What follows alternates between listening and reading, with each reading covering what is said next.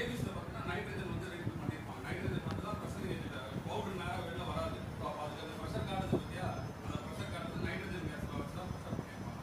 So அப்போ ஏபிசியில் என்னென்ன இருக்குது, உங்களுக்கு மோனோஅமோனியம் பாஸ்பேட் பவுடர் இருக்கும். 5 கிலோ 6 கிலோ சிலிண்டரும் 6 கிலோ பவுடர் போட்டிருப்பான்.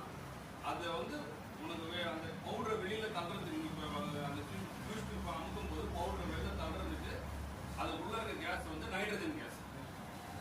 நைட்ரஜன் கேஸ் தான் வந்து உங்களுக்கு இது தரும், சரியா?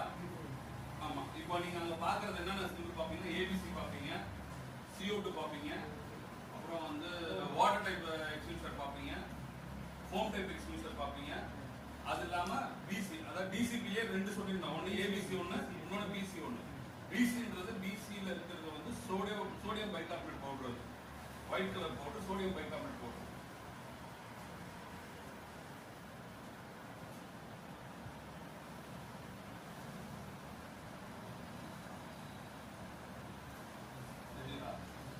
சோடியம் பைகார்பனேட் வந்து A+ லைன்ல வேலை செய்யாது, அது பிசி. அது பினா ஆக்சுவலாக மேக்ஸிமம் அந்த சோடியம் பைகார்பனேட் அந்த பிசின்றது பார்த்தோன்னா டீசல் ஸ்டோரேஜ் இருக்கு பார்த்தியா, பெட்ரோல் பங்க்ல டீசல் ஸ்டோரேஜில் தான் வச்சிருப்பாங்க.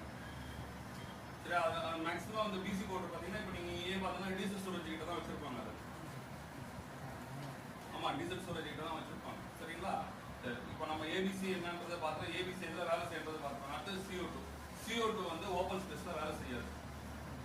நீ எடுத்துன்னு போய் வெளியில வச்சு அது க்ளோஸ் ரூம்ல எலக்ட்ரிக்கல் ஃபயருக்கு மட்டும்தான் CO2 யூஸ் பண்ணுவாங்க, சரிங்களா? அதே மாதிரி க்ளோஸ் ரூம்ல இருந்தா ஃபயர், ஒரு ரூமுக்குள்ள இந்த மாதிரி ரூம்ல இருக்கு அப்படின்னா நீ CO2 வச்சா வேலை செய்யும்.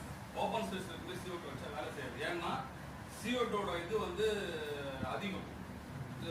CO2 பர்பஸ் என்னன்னா அங்க இருக்க ஆக்சிஜனை தள்ளிட்டு அந்த இடத்து ஃபயரை புட்டா பண்றதா CO2. ஆமா, அதனாலதான் வந்து CO2 வந்து இப்போ நீ திறந்த வழியில பார்த்தோன்னா ஆக்சிஜன் நிறைய இருக்கும்.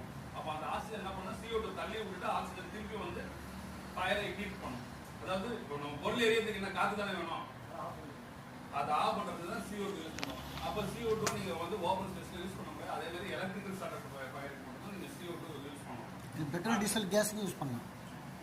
ஆனால் எதுவாக இருந்தாலும் க்ளோஸ் ரூம்ல இருக்கும். அதாவது ரூமுக்குள்ள, அதாவது ஒரு பில்டிங்குள்ள நீங்கள் யூஸ் பண்ணிக்கலாம். பில்டிங் வெளியில் யூஸ் பண்ணிக்கலாம், வேலை செய்யாது. பத்தாது. ஒன்று. ரெண்டாவது வாட்டர் நார்மலாக உங்களுக்கு தெரிஞ்சா நீங்கள் தண்ணி ஊற்றி அனுப்பிங்க. எதெல்லாம் தண்ணி ஊற்றி அனுப்பிங்க? இப்போ இந்த உட்டி எரியுதுன்னா தண்ணி ஊற்றி அனுப்பிங்க, ஒரு துணி எரியுதுன்னா தண்ணி ஊற்றி அனுப்பிங்க. ஏன்னா தண்ணி ஊற்றி அனுப்பிச்சிட்டிங்கன்னா அது திருப்பி அந்த அது என்ன ஆகும்னா திருப்பி அந்த கூலிங் கிடைச்சிச்சுன்னா ஆஃப் ஆகிடும். கூலிங் கிடைக்கணும்னா திருப்பி ரீஇக்னிட் ஆகும், சரிங்களா? அதனால தண்ணி ஊற்றி அனுப்பிங்கன்னா வாட்டர். ஃபோம் என்ன ஆகும்னா நம்ம இந்த லிக்விட் ஃபயர்னு சொல்கிறோம். இப்போ நீங்கள் வந்து ஒரு பெயிண்ட்